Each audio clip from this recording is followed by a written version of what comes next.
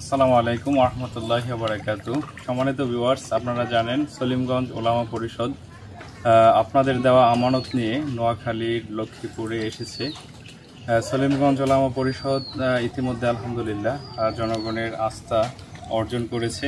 ইতিমধ্যে আমরা বিভিন্ন দুর্যোগে দেশের বিভিন্ন প্রান্তে ছুটে গিয়েছি আপনাদের আমানত নিয়ে, এবং আমাদের যথাসাধ্য সামর্থ্য নিয়ে আমরা দেশের এক প্রান্ত থেকে অপর প্রান্তে ছুটে যাই।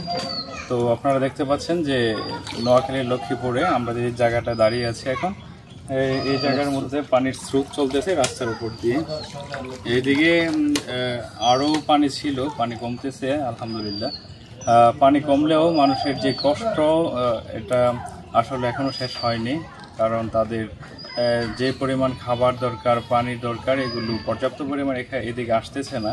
তো আমরা আসলে আপনাদের আমানত নিয়ে এসেছি। আমরা চেষ্টা করতেছি একদম প্রত্যন্ত অঞ্চলে যেদিকে ত্রাণ খুব কম পৌঁছেছে ওই এলাকাগুলোতেই যাওয়ার আমরা চেষ্টা করতেছি। সকাল থেকে আমাদের বিভিন্ন টিম আমরা জরিপগুলো নিচ্ছি। ইনশাআল্লাহ কিছুক্ষণের মধ্যে আমাদের ত্রাণ বিতরণ শুরু হবে। আমাদের যেই উদ্যোগ ছিল যে আমরা রান্না করা খাবার পরিবেশন করব, আপনারা অনলাইনে দেখেছেন যে বিভিন্ন জায়গায় মানুষরা বলতেছে যে আমরা শুকনো খাবার খেতে খেতে আসলে আমাদের বোরিং হয়ে গেছে, এক প্রকার বিরক্ততা এসে গেছে। তারা চাচ্ছে যেন একটু ভারী খাবার, রান্না করা খাবার তারা খেতে পারে। তো আমরা আসলে সেইখান থেকে আমাদের উদ্যোগ নেওয়া যে আমরা ইনশাআল্লাহ আমরা রান্না করা খাবার তাদের কাছে পৌঁছে দেব। আমাদের রান্নার জন্য বাবুর্চি টিম রয়েছে, এটা আপনারা বিভিন্ন লাইভে হয়তো দেখতেছেন যে আমাদের রান্নার কাজ অলরেডি শুরু হয়ে গেছে।